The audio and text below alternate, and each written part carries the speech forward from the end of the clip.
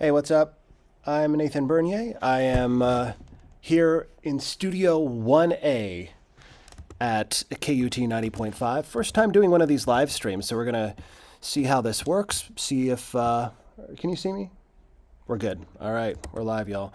Really appreciate you joining us for this. I don't think I need these AirPods right now. Let me know in the chat if you're having any problems hearing me. But let's just dive in. So we got the cool drum kit behind me. I'm not going to play it, but we are here to talk about the I-35 Capital Express North project. This is an expansion of I-35 that started last year in 2023. Funny bit of trivia about the groundbreaking ceremony for this project. It actually happened on March 29th, 2023, which is exactly 61 years to the day of the ribbon cutting ceremony for the I-35 opening in downtown Austin. That was on March 29th, 1962. I asked TxDOT about that. They said it was a total coincidence. What are the odds? 61 years to the day.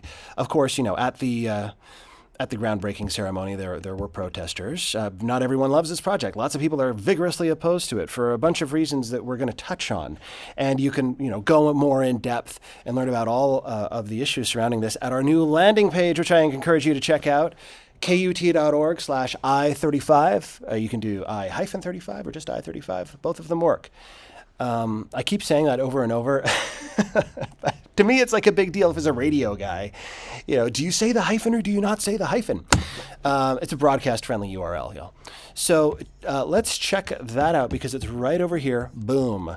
And I'm going to go back to my Firefox, and it looks normal in real life, but right now it's a little shrunken because I am using OBS, and let me see if I can shrink this a little bit more. Ooh, you get the idea. KUT.org/I-35. Check it out. We've got all kinds of info on there, including this walkthrough, which we're going to jump into. But before we do, I just want to give you an overview of what we're going to be doing here today. I do want to just first give you a real quick rundown of the main parts of this project. And then we're going to dive in, and we're going to be doing a lot of jumping around between PDFs. I went through about 5,000 almost 5,000 pages of documents for this. I didn't read every single page, studiously, but it's a lot of, next page, technical documents. I am not a highway engineer, but I don't think you really need to be a highway engineer to get the basics of what is coming to this stretch of highway. We're talking about, if you're unfamiliar with this, we're talking about essentially this area of, it's not showing up now, but essentially we're talking, here, I'll bring it up on our story page, which you can find at KUT.org/I-35. But here's the project location, right? We're talking about US 290 East all the way up to SH 45 North, which is just past the Williamson County line. This is one of three parts of the expansion through of I-35 through Travis County. There's a north, central, and south. We have a walkthrough, ultimate guide of the central portion if you want to check it out at our new I-35 website. But today, of course, we're going to be focusing on this. I don't drive this section of I-35 a lot, I'll be honest with you, but I was driving it on Saturday night.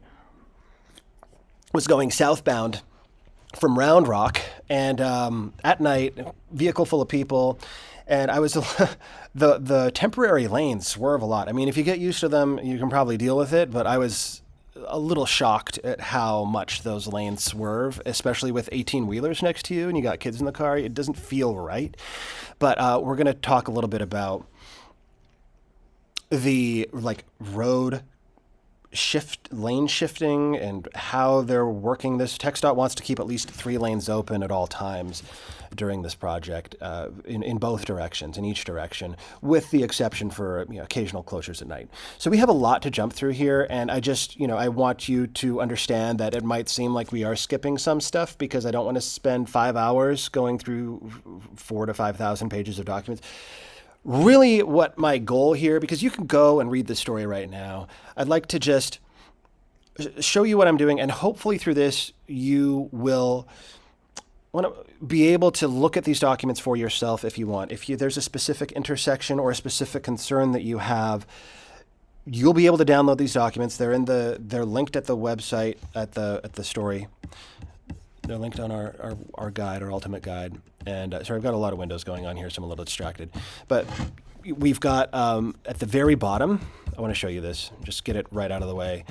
This is a really long story, y'all. Look at this. Oh my God. See, we can't spend 5 hours doing this. But right here, available for download, 1.8 gigabyte zipped file. And what we're going to be looking at is essentially 6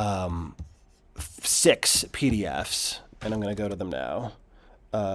And they're all like a lot of technical stuff like this, you know. And I'll just sort of orient you so you can figure out, because I've spent a lot of time going through these, just give you an idea of how to find what you're looking for. But first, let us do just an overview of what this project entails, because it is a lot. I mean, there's a lot going on here.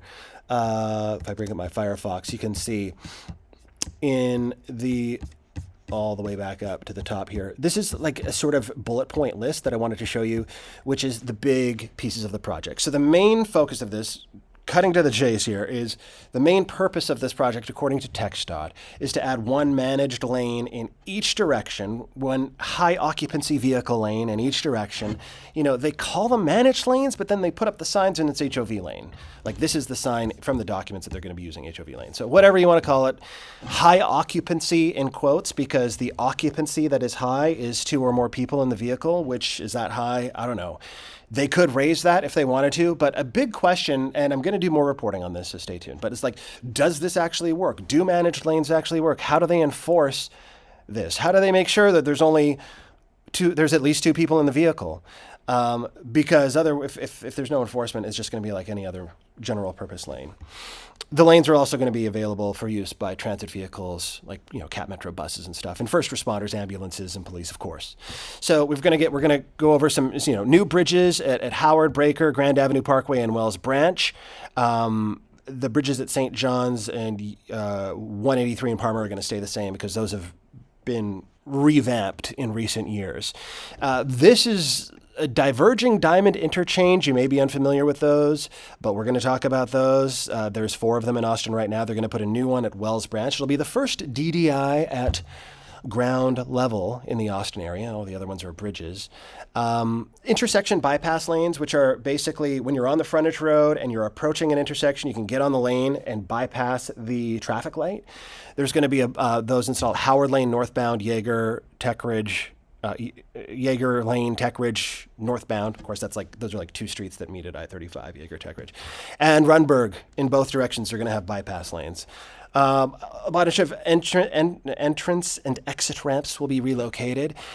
This is interesting, I thought. Flyover ramps for Capital Metro buses. So Cap Metro is going to take advantage of these managed lanes, they say, and sort of orient their routes so that they can zip down I-35. They have a couple routes, at least using I-35 now. Well, we're going to go over that. Basically, the plan here is to have a ramp. The managed lanes will be in the middle of the road. The ramp will let the buses come up and turn into the Tech Ridge Park and Ride. I have some schematics for that. No one's seen them before in the public, except for people who've read this story already. We'll look at that. And we're going to have sidewalks. TxDOT is going to install sidewalks between 8 and 10 feet wide along the entire length of I-35 through Travis County.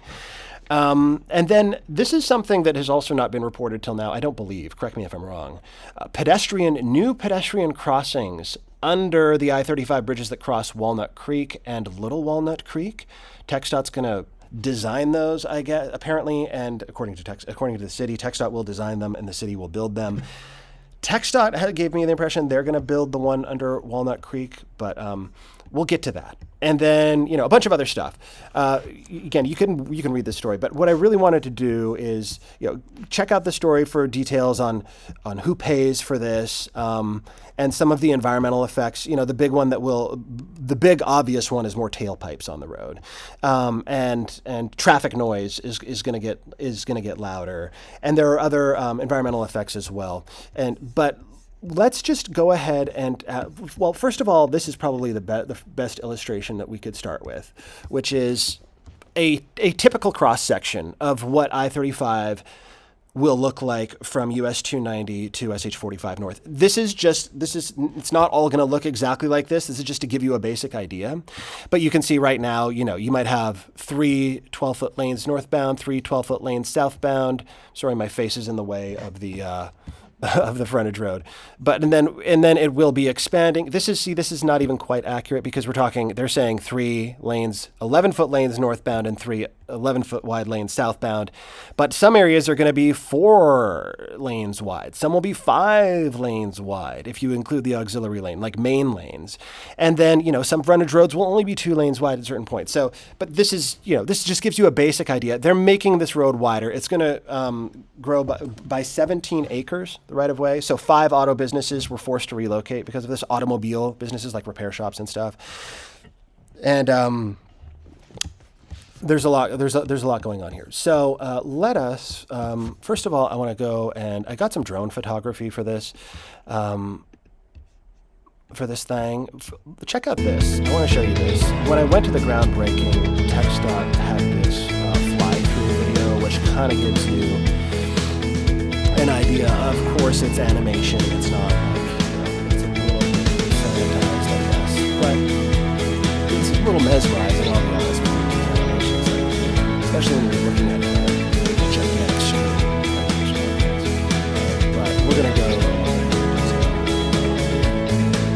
So let's begin by starting at the very northern edge of this SH45. And I think what we want to do now is first dive into the other document, which you can find linked on the story, which is the schematics.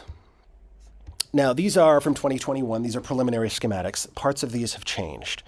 So this is not the final plan. The final plan is in these documents, these 4,000 plus pages. So this is right here, SH45. And there's not going to be new ramps added from I-35 to SH45 as part of this. That will be another phase of I-35 expansion that is happening north of this point into Round Rock. TxDOT right now is sort of in the studying phase of that. And again, you can download this and take a closer look.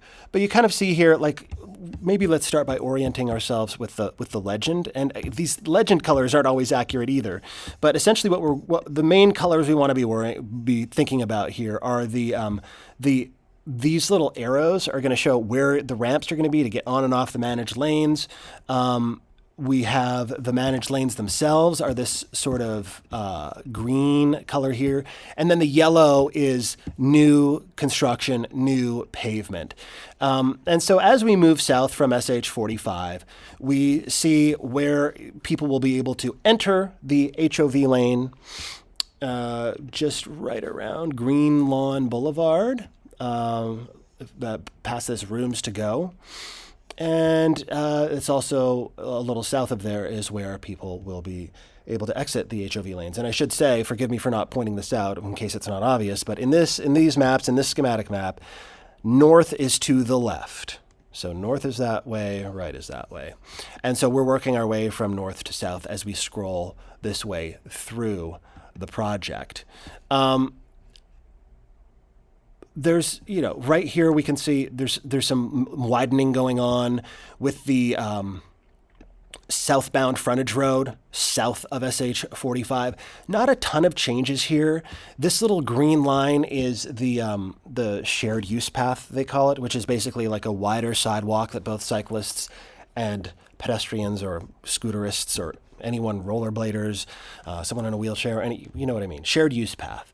Now, this is 6 pages, the schematic, and the first page, there's not a lot going on. It's the northern edge of the project. But you can see right here, this exit ramp will be closed, and there's going to be a new entrance ramp here. And this is part of what TxDOT calls a ramp reversal. And they're doing a number of these ramp reversals where they close an exit ramp and open an on-ramp, or vice versa. And the idea there, I talked to TxDOT about this and some engineers, and their thinking is basically new highway design standards make it safer, according to them, to have more distance, often more distance before the destination intersection. So it used to be like when you exit for, Main Street, you want that exit to exit right at Main Street, and then you pull off and you're at Main Street. But TxDOT is saying, they would prefer, and it's not in all cases in these exits, but to have more room for people to merge over if they want to turn right on Main Street, instead of having to cut across 3 lanes of traffic super fast. So here we've got a proposed new entrance ramp. Now, some of these, and I don't have my notes in front of me because all my notes are in that story, but you can read through it. But some of these are just slight shifts when they talk about a new entrance ramp, or they're making the ramp straighter, a little more straight instead of a sharper turn. Let's go down to page 2 here and go all the way over to the northern end. A lot of scrolling is involved in this. So here's our match line. And again, I wanted to try and teach you how to fish, so to speak, so you can look at these documents for yourself. That's honestly my main goal of this. And let me know if you have any questions. Please pop them in the chat, in the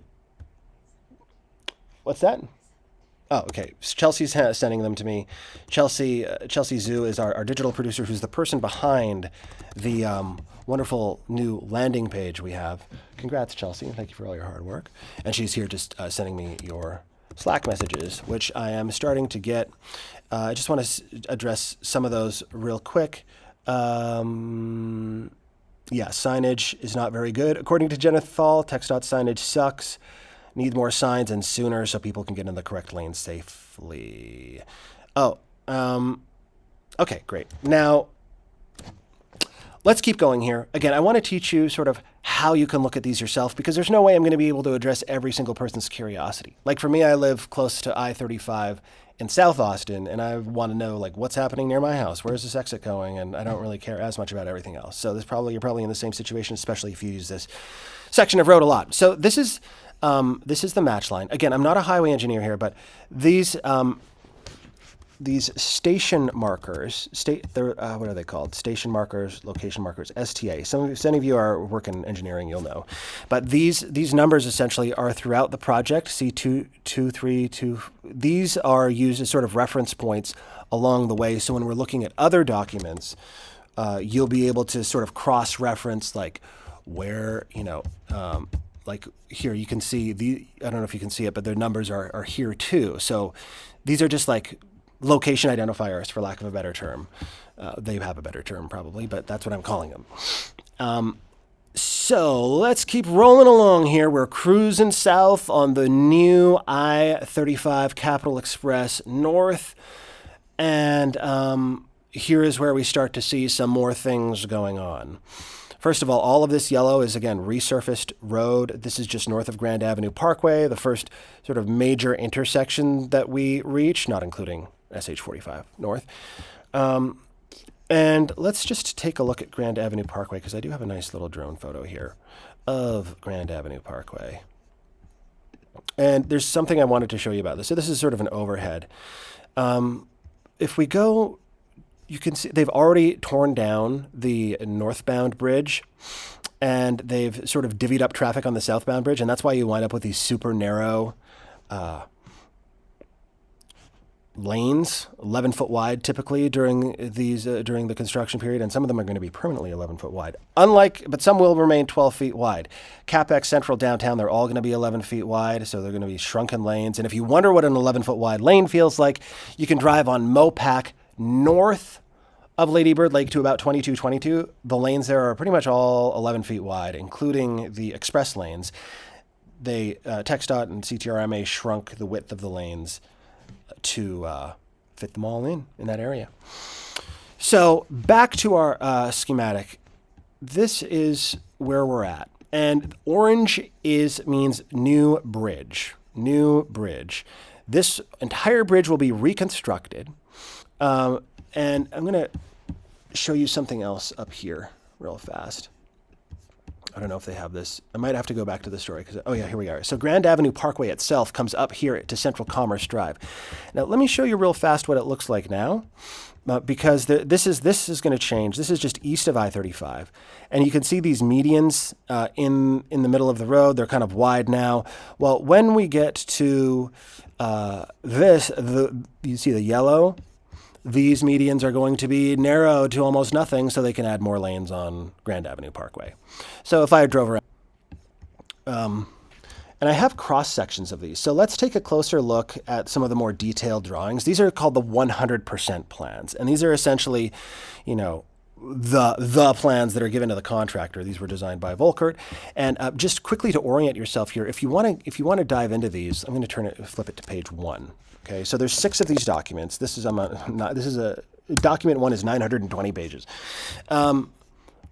Just to give you an orientation here, if you're trying to look at these yourself, you know, page 1 gives you a bunch of technical information, but table of contents, you know, this is really helpful to figure out which PDF to look at. And you can see volume 1 is a lot of the traffic control plans, the temporary stuff that they're doing while they're constructing the highway. Volume 2 has a little more detail, but I spent a lot of time on volume 4 and 5, especially volume 4, because there's a lot of detail about like the bridges and the cross sections they're going to be building.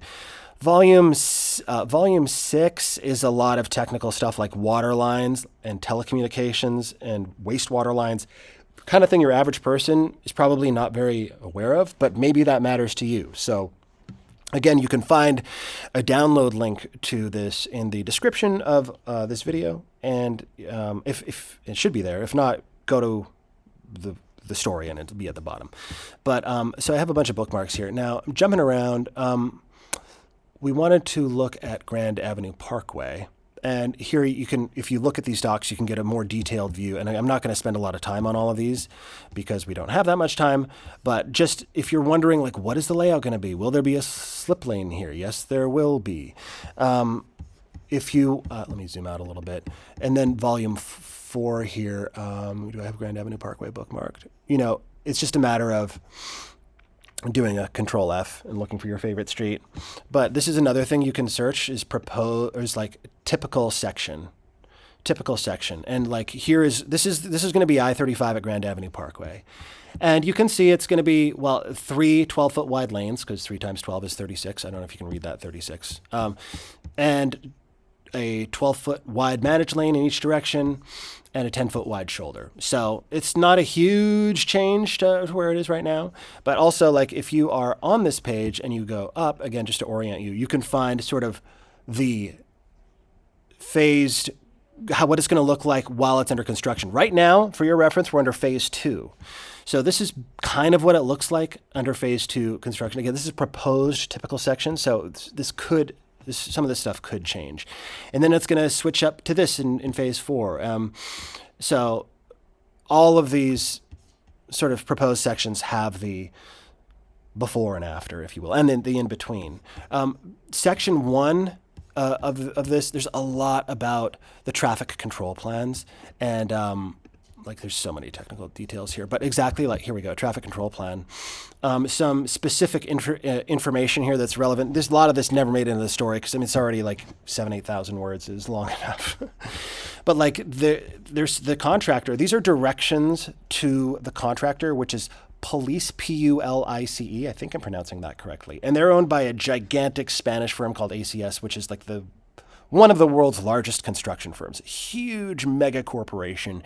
They're building right now a dry dock for nuclear submarines at Pearl Harbor. That's just one of their projects. It's like a $2.8 billion project or something.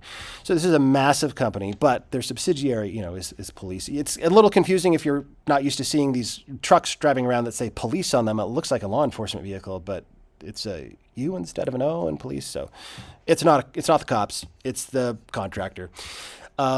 So, you know, the shared use path will be the last item to be constructed.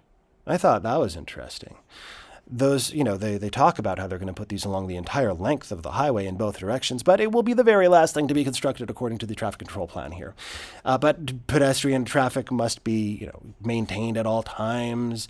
And you know, if you are a business owner along the highway, you may be interested in this. You know, they're supposed to be contacting you at least 5 days before they do any driveway construction. So you should get advance notice. 5 days is not a ton of notice. Oh yeah, let's hit up some questions real fast because, okay, Sarah Jenkins, in the schematic, I thought I saw a semi in the managed lane. Will large trucks be allowed? That's such a good question. Is there music right now? Okay. Okay. I'm sorry if the music was drowning out my voice. I didn't realize there was music on that. It was the fly-through, right? Fly-through video. Yeah. I'll mute it next time, if there's a next time that I play that. That is such a good question, Sarah. I don't know. So I'm going to write that down as, we'll get an answer on that. These are all great questions, and I love to hear from you guys because you think of things that I could not think of when I'm reporting this. And I only have so much time to report each story. Like, I can't ask every single question in the world at once, but I can go back to it and find out more. Great question, Sarah. I mean, I presume so if there's more than two people in the vehicle. And then, are the bridges being reconstructed for better safety integrity or to accomplish something else? Jennifer Thal. Great question, Jennifer. The bridges are mainly being reconstructed because they have to be wider.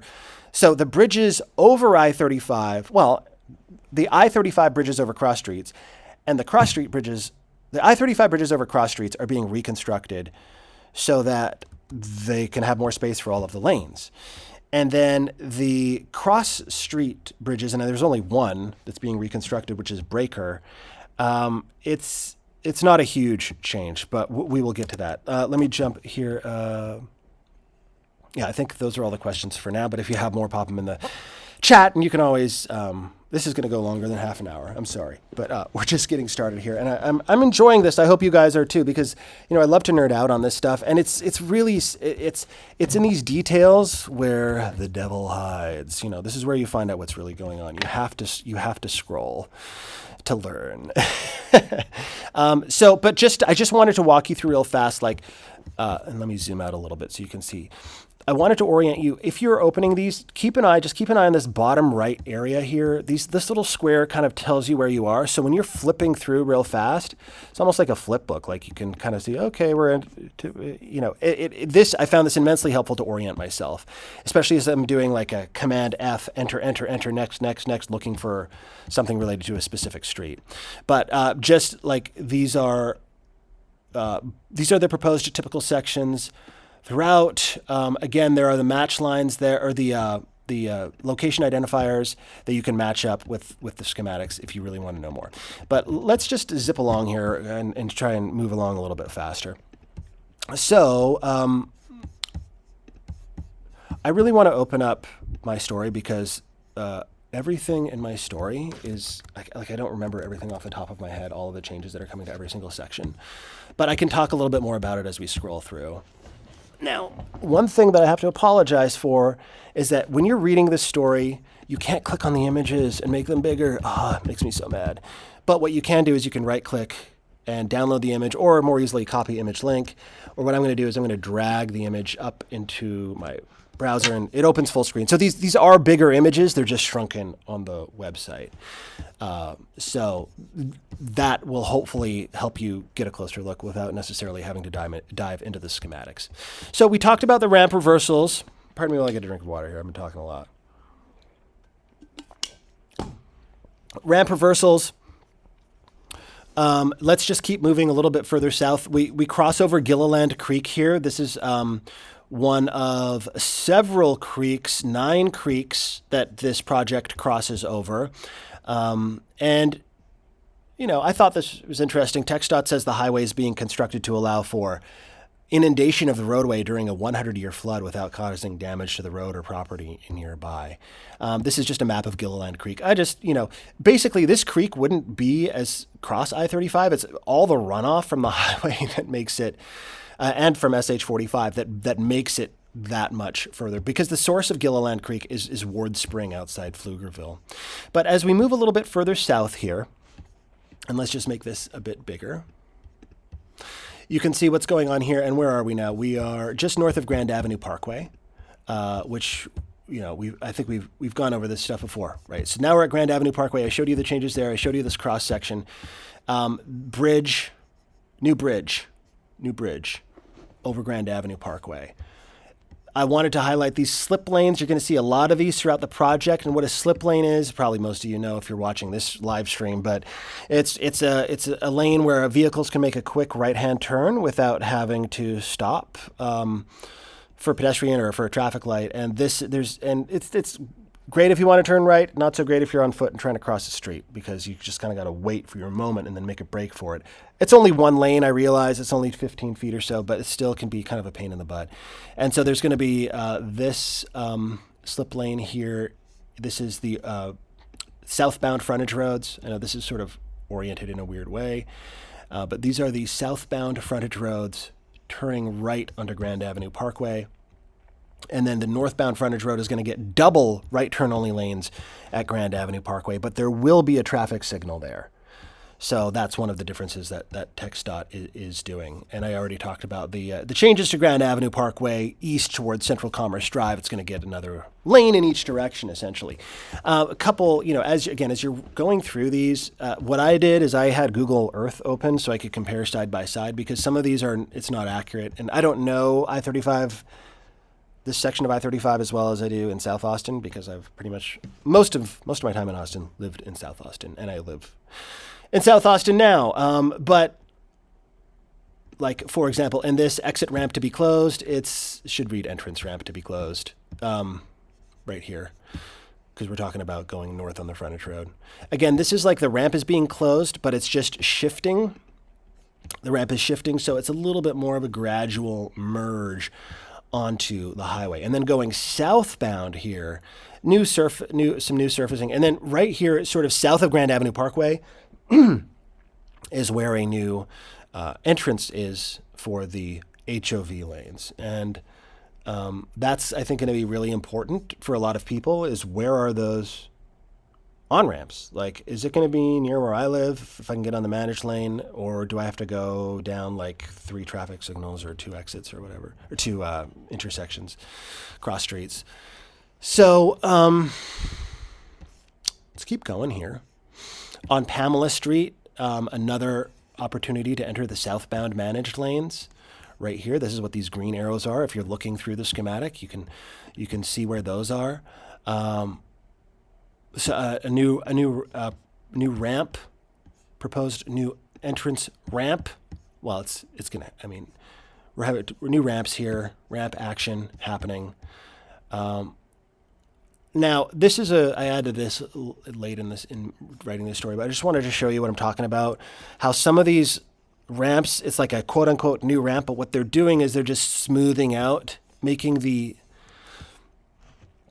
drive on the ramp less of a extreme angle. Like I don't know if you can see this, but like the satellite view, it's kind of a more harsh on ramp, and this one is more gradual. So there's that. Let's keep rolling down here. Wells Branch Parkway. All right. So, okay, Wells Branch Parkway. Let's get to we have a new question here. Sarah Jenkins says, what types of sound barriers will be constructed, and where will they be? Excellent question, Sarah, because there's going to be 8 sound barriers, and here, this is Wells Branch right now, but let's, I want to get to the sound barriers, because to me, as I'm an audio guy. I work in radio. I love audio, and I'm fascinated by sound, and I've reported on the noise barriers and the noise concerns for this project before. So there are going to be 8 of them. However, it's important to note that many of the locations that will have louder sound because of the expanded highway will not get sound barriers. And there's a reason for that we'll get into. Let's just move down here, because Wells Branch is one of the biggest changes of this entire project. Wells Branch this is what it looks like now after the northbound bridge was destroyed. It's going to be converted to a diverging diamond interchange. What is a diverging diamond interchange? You may be familiar with them if you have been on Mopac at La Crosse or Slaughter or Parmer at I-35, or in Round Rock, I think it's University Boulevard and I-35. There's 4 in the Austin area, and this will be the 5th. There's another one coming to 360 as part of that project, I think. But this can be confusing. If you've never driven them before, your first time, you're like, what is going on, man? Because you go, like, as you can see, you're driving along, and then your traffic shifts to the other side of the road, and so you can turn left without having oncoming traffic coming at you. That's the whole point of these, is to like improve the flow of traffic. They're not always fantastic for pedestrians, because like for example, in this one, the pedestrian crossway will be in the shared use path will be in the middle of 2 lanes of traffic, which is not, 3 lanes of traffic on either side of you is not my favorite place to be. And then, but whatever, it's I-35. But also you have often at least 4 or more. You have to cross the road 4 or more times to get across. So they're not super favorable to pedestrians, and they have other drawbacks too. But I don't want to spend a ton of time on DDIs. I just did want to show you this because I have an animation which is that illustrates what it is like at Palmer Lane. Oops, I turned myself off when I wanted to turn off Wells Branch. And so this is at Palmer Lane. You kind of see the flow of traffic here, and one of the disadvantages of these, if you use I-35 regularly in this area, is if you're on the frontage road, you cannot continue south or north. You have to basically take the bypass lane, which you can see that little white truck going southbound on the bypass lane. Or if you miss the bypass lane, you have to kind of take a right down here on Palmer, go down, do a U-turn, come back on the westbound lanes, and then continue southbound, or vice versa on the other side. So they're not perfect, but they have some advantages and disadvantages, and TxDOT has decided that Wells Branch is going to get a DDI. So let's see what that will look like, because we have an illustration right here, and this is from the schematic. Very similar to Palmer Lane. This will be the first DDI at ground level in the Austin area. The one at 360, I believe, will also be at ground level. Basic configuration, you get the idea. DDI at Wells Branch, diverging diamond interchange, and you can look that up. In fact, there's this TxDOT video they made when I'm going to mute it. There's this TxDOT video that was made when this one opened in what was it? 2015, 16? I forget when the first one opened in Round Rock, but it kind of shows you the animation. So we don't need to go over that forever. One more point. This is just to highlight my point that it's, if you're a pedestrian, you're going to cross these slip lanes. This is Wells Branch, right? This is with the DDI. You're going to cross these slip lane, unsignalized slip lane, no traffic signal. Here, there will be a traffic signal. Then you'll be walking in the middle of the road. Or not in the middle of the road. You'll be walking on a shared use path between 3 lanes on one side, 3 lanes on the other, and then you cross back over here, depending on what direction you want to go, right? So this is some more information that just shows where the traffic signals will be placed in this DDI. Again, you can see all this in the story.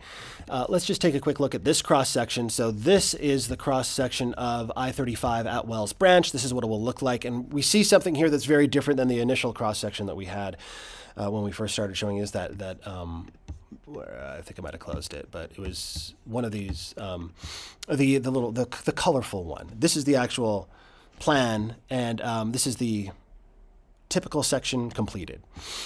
So we're looking at, let's start from left to right here. 6-foot shoulder, a 14-foot collector distributor lane. This would be the bypass lane if you want to avoid the, I think that's what that is. If you want to avoid the DDI, the interchange.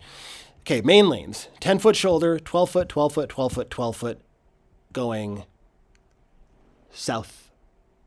northbound, 12-foot, 12-foot, 12-foot, going northbound. Southbound, managed lane, 11-foot, 12-foot, 11-foot, 11-foot. So narrower lanes, a little harder to stay in between the lines, a little more nerve-wracking at times, but there's arguments that people will drive a little bit slower. There's been some research on this. I did a whole story about lane widths and how that can affect driving, but it's a little less comfortable in an 11-foot lane. It's just simple, especially on a freeway like this. We're not talking about side streets where we're worried about pedestrians crossing, and this is like a limited access freeway.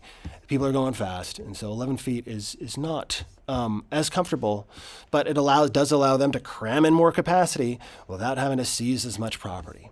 So again, we're moving along here. This is south of Wells Branch Parkway now, and as we go south of Wells Branch Parkway, you see some reconfiguration of the ramps here, an exit for the managed lane, and for the southbound managed lane, exit for the northbound managed lane, some ramp shifts and reconfigurations. And so you keep going south, and oh yeah, so noise walls. We had the question about the noise walls from Sarah, the noise sound barriers, noise walls. So if you're wondering what those are, here's a look at one. I took this drone shot. This is Mopac looking east into Clarksville. There's downtown Austin, and this is a noise wall. This is a sound barrier that was installed here to block the increase in sound that will be that is affecting this neighborhood of Clarksville. So, pardon me, 8 noise barriers. Now, I'm going to nerd out on this for a second, if you'll indulge me. Essentially, TxDOT, and you can read this in the story, but TxDOT, more cars means more noise. The Federal Highway Administration, FHWA, has certain noise limits for different types of properties, like hospital and child care center versus residence versus business, etc. And each one has sort of like a benchmark that's like, if you go louder than this many decibels, essentially, it's like an average of the noise. But like, if you go over this many decibels, you have to consider. And I'm sure that anyone who works in this is a specialist is like cringing right now because I'm giving the super simplistic version. But basically, if it gets too loud, they got to build a barrier. But they only have to build a barrier if the number of they only have to build the barrier if, how can I say this?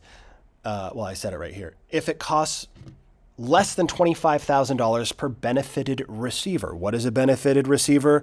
What TxDOT does is they put these little receivers, they're called like noise volume loudness testing machines, in certain locations along the highway, and they have a map in their EA. I'm just jumping around windows here and thinking about so their environmental impact statement, which I thought I had open, but I guess I don't. Let me just crack that open real fast, and just so I can show you where all of these receivers are, because I feel like this is an important piece of this project. It really is going to be louder, and not everyone is going to be able to benefit from a noise wall. Of course, noise walls have their drawbacks too. They block the view. They can block airflow in certain ways. But let's see if I can open my noise barriers. Okay, so it's right at the bottom. It's Appendix F. Okay, so if you go through, maybe I should just rotate this. So you can see here these R25, R26. If I got all these windows open, R25. Let me zoom in a bit more here for you.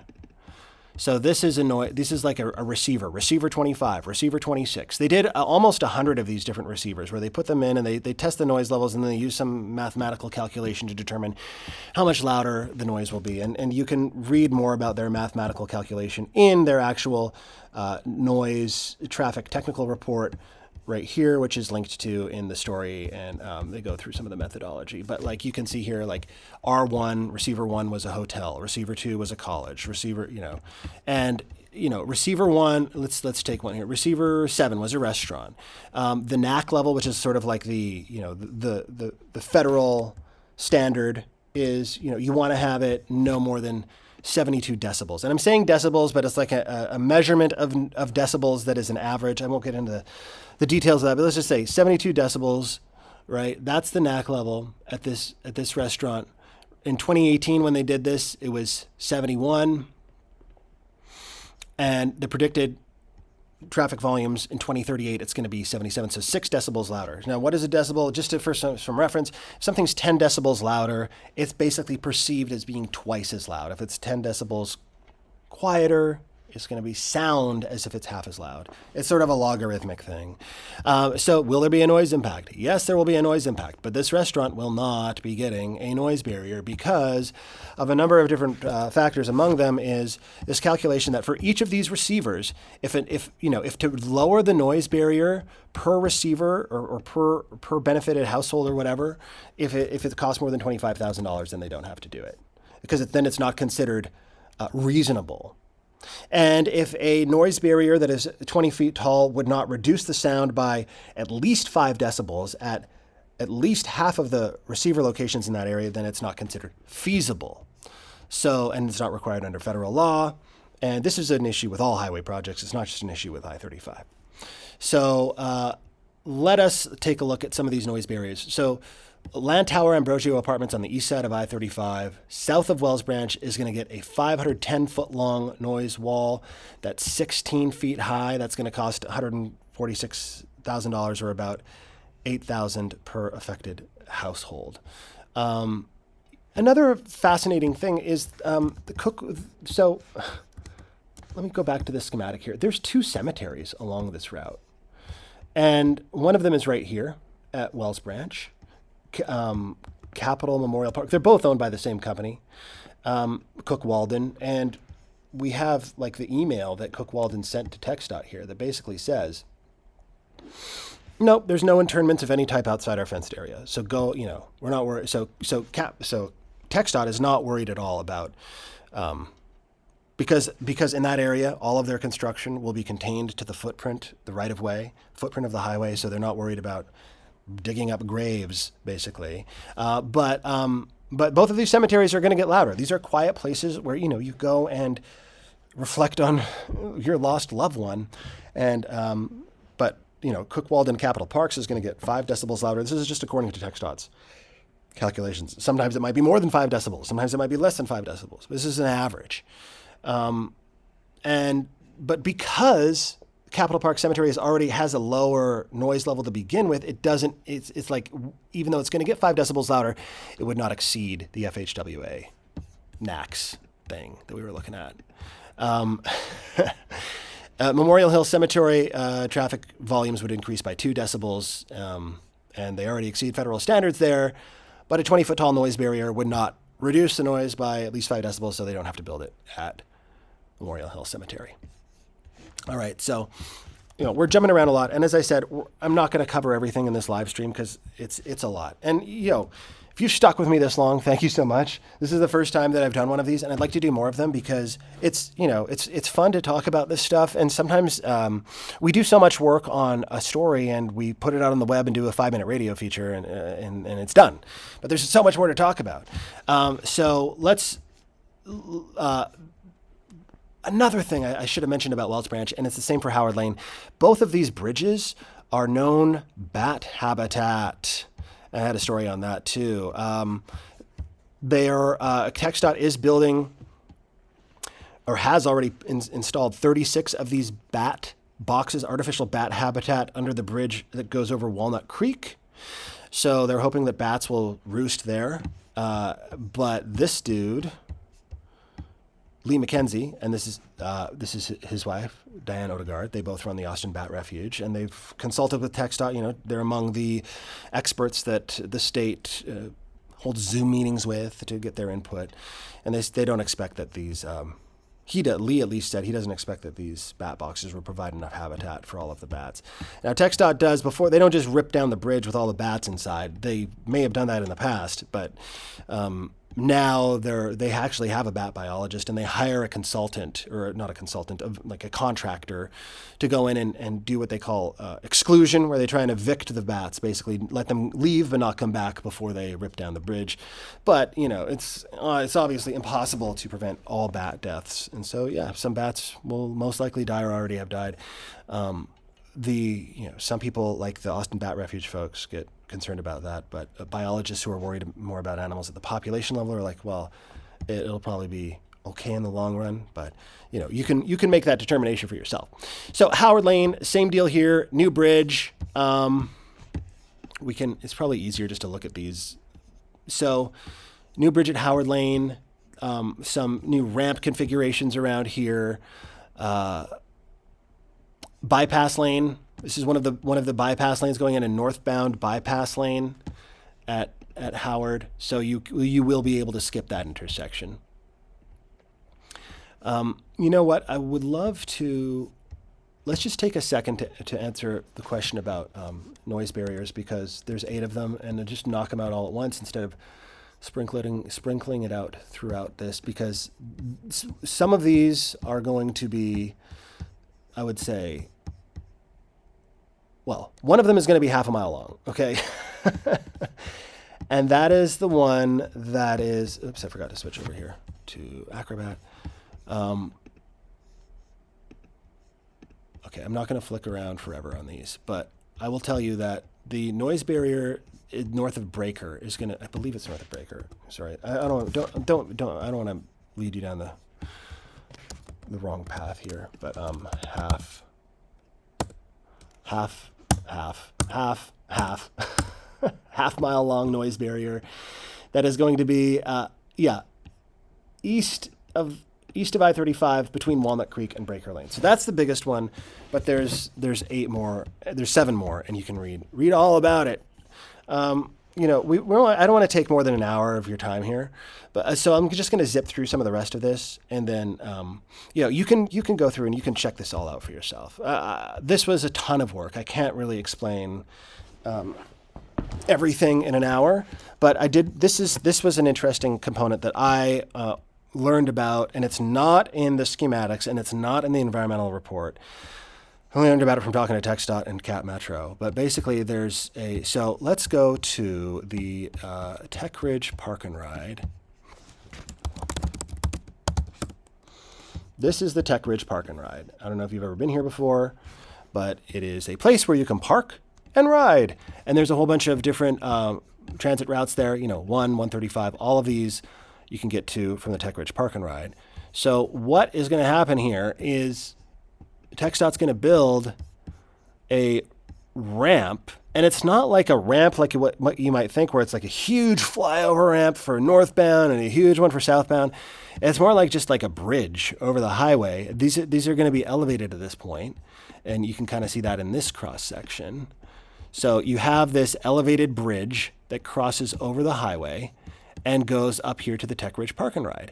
And essentially the idea here is, you know, Capital Metro buses, you want people to ride transit, you got to make it faster than driving. And this is maybe one way to do it, at least driving alone, because of course if you have 2 or more people in your car, you can take the managed lane yourself. But this could improve Capital Metro service if they can keep the managed lanes flowing. Of course, that's a very big if.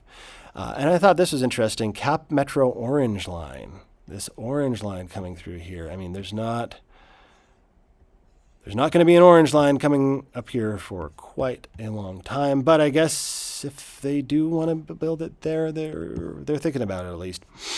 Okay. Palmer Lane, not a ton of changes because this DDI was just installed pretty recently, although they're going to do some resurfacing here where, as you can see in the yellow, like this is all new pavement. This bypass lane that's proposed already exists. South of Palmer, a new northbound entrance ramp. See, northbound entrance ramp right here. And this exit ramp. So you can kind of see you're on the bypass lane coming from Yeager Tech Ridge. And then, well, this is only northbound at Tech Ridge is on the east side, right? Yeah, I think so. So you're coming over, you've just passed over Tech Ridge, and you can either get on the frontage road just south of Palmer, or you can merge left and get on this new on-ramp to get on the main lanes. Now, this is another one where there's going to be some changes. Yeager Lane, Tech Ridge. Heavily used intersection as any. And what's going to happen here is there's going to be this bypass lane. Again, orange is bridge, so the bypass lane, 2 lanes, bypass lane to cross over the intersection and continue along the frontage road, should you wish to do so. And if we go back over here to our Acrobat, to our schematic, I'll just go down to the next page here. We could do like an 8-hour live stream. Should we do 8 hours, Chelsea? No. Sorry, I'm sorry if you've been sending me questions. It looks like you have. All right. So there's messages from other folks. Okay, cool. Wells Branch, keep going. I'm trying to catch up here to Tech Ridge, which unfortunately this is really annoying. They put the match line right here, Tech Ridge, but this, you're going to go a little further south here just to show you what leads up to that bypass lane, which is a lot of scrolling. See, boom, you're on the frontage road. You go off the frontage road to get on the bypass lane. The bypass lane takes you up and over, and I'm gonna do keyboard shortcuts with this. I'm not used to using OBS, y'all. So this is sort of a cross section. So if you're standing here, you're on this west side of the highway looking east. This kind of gives you an idea of what this bridge, like it's gonna pass over. This is the existing U-turn, southbound and northbound U-turn bridge at Tech Ridge, and so this will pass over. So you get the idea.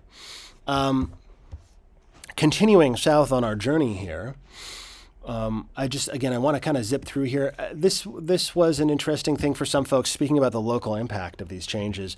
Folks here who use Park 35 Circle, like TCEQ is here. I think Girl Scouts of America has an office here. There's a bunch of people who live west of here. Again, north is to the left.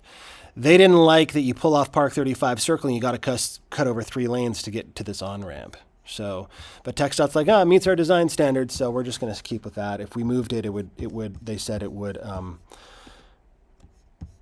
if they moved it, they said it would require more land seizures and more business relocations. So you can read more about that. Bridges over Walnut Creek being totally reconstructed. This is really a massive, pretty significant change. Here's the cross section. This is the bridge over Walnut Creek. So this is just the main lanes. The frontage roads have their own bridges. So we're talking northbound here, 11 feet, 11 feet, 12 feet, 11 feet. Those are the general purpose lanes. And then I think this is a merge for the managed lane. 12-foot managed lane, 12-foot managed lane, 10-foot buffer, then 11, 12, 11, 11, an 11-foot auxiliary lane, which is sort of like a long merge lane in a way. So 1, 2, 3, 4, 5. 5 lanes, general purpose, going southbound over Walnut Creek. So it's not all just, 3 lanes or 4 lanes in each direction. Let's continue our tour here. I walked across this bridge and it was not very pleasant.